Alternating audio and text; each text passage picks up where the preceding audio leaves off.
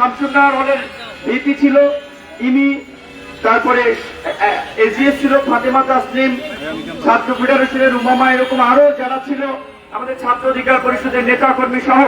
আমরা তখন বৃষ্টিও ছিল, মিছিল সহকারে বুয়েটের দিকে যাই ছাত্রদেরকে অভয় দিতে যে বুয়েট তোমার ভয় নাই, আমরা আছি লাখো ভাই।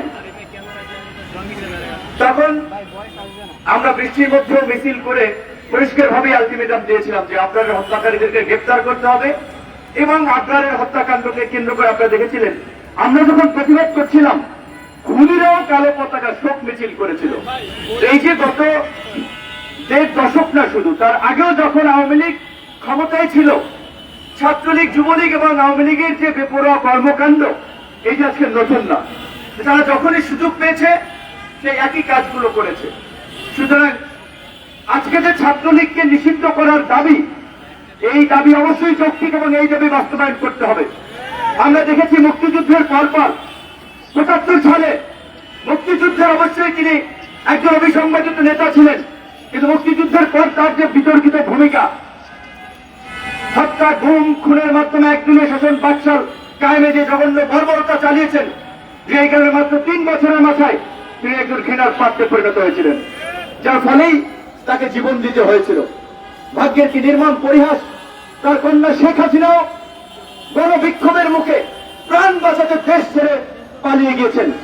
এই যে আওয়ামী লীগের যে ফ্যাসিস্ট চরিত্র, এটা তার জেনেটিক্যাল ক্যারেক্টার। সুতরাং 2 বার আমরা দেখেছি আওয়ামী লীগকে আর রাজনীতির সুযোগ দেওয়া যাবে না, যাবে না, যাবে না।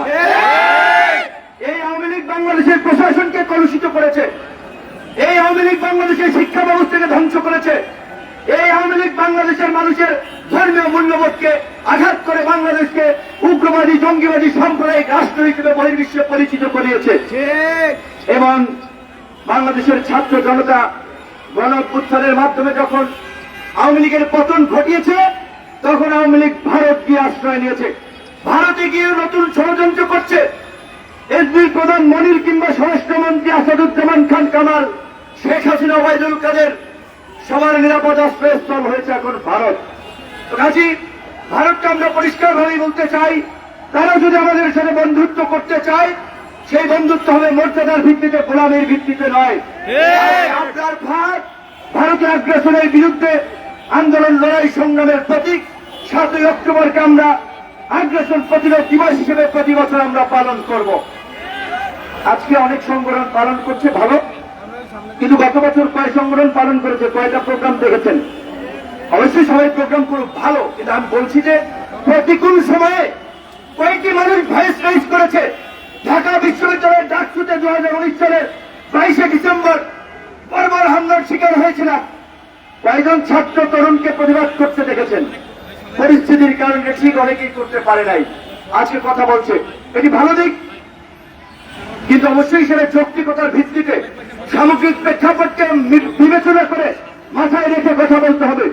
এই সরকারকে ব্যর্থ এবং অকার্যকর করার জন্য নানান ধরনের তৎপরতা, দেশি বিদেশি তৎপরতা চলছে।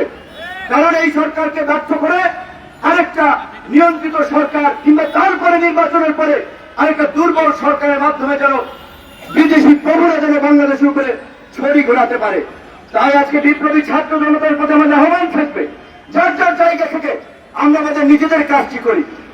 রাষ্ট্র সংস্কার, সংবিধান সংস্কার, আইনের সংস্কার, নিজেদের মানসিকতার যদি পরিবর্তন না করি, সমাজের পরিবর্তন না করি, রাষ্ট্র সংস্কার, সংবিধান সংস্কার করে কিচ্ছু হবে না।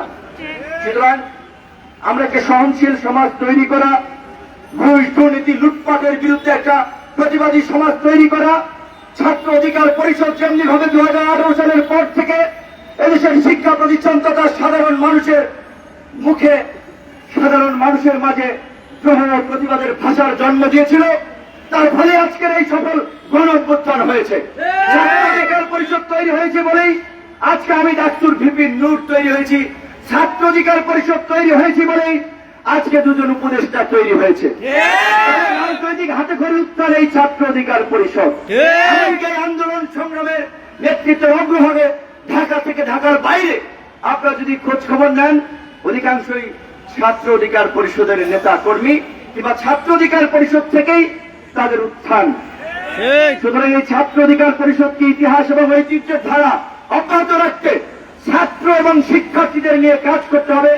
আজকে ছাত্র রাজনীতি বন্ধের যে আওয়াজ উঠছে, এটি সুস্থ ধারার ছাত্র রাজনীতি বন্ধের জন্য নয়, অপরাজনীতিতে আতঙ্কিত হয়ে আর কোন শিক্ষার্থী থেকে যেন আবরার, সনি, আবু বকর, হাফিজের মতো শিক্ষা প্রতিষ্ঠানে জীবন দিতে না হয়, সেই কারণে শিক্ষার্থীরা আতঙ্ক থেকেই আজকের অপরাজনীতির বিরুদ্ধে আওয়াজ তুলছে।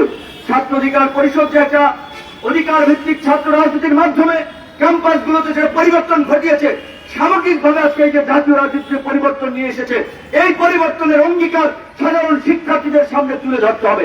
যখন ছাত্র দলের মতো বিরাট সংগঠন ক্যাম্পাসে মিছিল করতে পারে নাই, হামলা মামলা দফায় দফায় শিবিরের মতো সংগঠন যখন প্রকাশ্যে রাজনীতি করতে পারে নাই, ছাত্র অধিকার পরিষদের নেতা কর্মীরা সারা বাংলাদেশে রাজপথ থেকে ক্যাম্পাসে প্রকাশ্যে রাজনীতি করেছে, বীর দর্পে দাপিয়ে বেরিয়েছে, অন্যের সাথে আপোষ করে নাই, হামলা মামলার পরে বারবার উঠে দাঁড়িয়েছে। সকল কলেজ, বিশ্ববিদ্যালয়ে অনতিবিলম্বে ছাত্র সংসদ নির্বাচনের মাধ্যমে শিক্ষার্থীদের মধ্যে গণতান্ত্রিক মূল্যবোধ এবং সুস্থ ধারার ছাত্র রাজনীতি চর্চার পরিবেশ তৈরি করে দিতে হবে। মাথা ব্যথা হলে মাথা কেটে ফেলার কোন সমাধান নয়, তার প্রতিকার এবং নির্ণয় পথ আমাদেরকে খুঁজতে হবে। যেহেতু আজান দিয়ে ফেলেছে, আমি আর বক্তব্য লং করবো না। ধন্যবাদ।